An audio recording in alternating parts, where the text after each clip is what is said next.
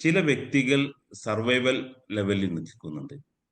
ചില വ്യക്തികൾ സ്റ്റേബിളായി പോകുന്നുണ്ട്. കാര്യങ്ങളൊക്കെ ഭംഗിയായി പോകുന്നുണ്ട്. അത്രമാത്രം വലിയ സക്സസ് ഒന്നും അല്ലെങ്കിൽ പോലും ഒരു വിധത്തിൽ നടന്നു പോകുന്നുണ്ട്.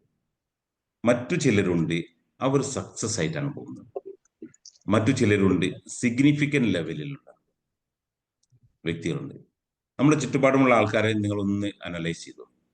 നിങ്ങളുടെ ചുറ്റുപാടുമുള്ള വ്യക്തികളെ, സ്ട്രഗിളിങ്ങിലൂടെ കടന്നു പോകുന്ന വ്യക്തികൾ, സർവൈവലിലൂടെ കടന്നു പോകുന്ന വ്യക്തികൾ, സ്റ്റേബിൾ ആയി പോകുന്നവർ, സക്സസ് ആയി പോകുന്നവർ, സിഗ്നിഫിക്കന്റ് ആയിട്ട് പോകുന്ന വ്യക്തികൾ, നിങ്ങൾ മനസ്സിലേക്ക് ഒരുപാട് ആളുകൾ വന്നിട്ടുണ്ടാവും വിചാരിക്കും. എന്തുകൊണ്ടായിരിക്കാം ഇന്നും സ്ട്രഗിളിങ്ങിലൂടെ ചില വ്യക്തികൾ കടന്നു പോകും? അതിലേറ്റവും പ്രധാനപ്പെട്ട നമ്മൾ എവിടെയാണ് എന്ന് നോട്ട് ചെയ്യുക എന്നുള്ളതാണ്. നാം ഏത് സ്റ്റേജിൽ, ഈ 5 സ്റ്റേജിൽ എവിടെയാണ് നാം ഓരോരുത്തർ നിലകൊള്ളുന്നത്?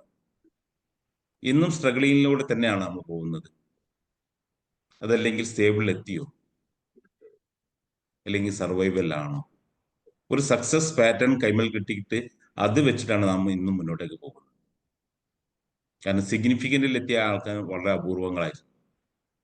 അപ്പൊ നമ്മുടെ സ്റ്റേജ് നമ്മളൊന്ന് മനസ്സിലാക്കുക, എവിടെയാണ് ഞാൻ നിൽക്കുന്നത്, എന്നിട്ട് വേണം നമുക്ക് നെക്സ്റ്റ് സ്റ്റേജിലേക്ക് പോകുവാനുള്ള കാര്യങ്ങളെ അറേഞ്ച് ചെയ്യേണ്ടത്.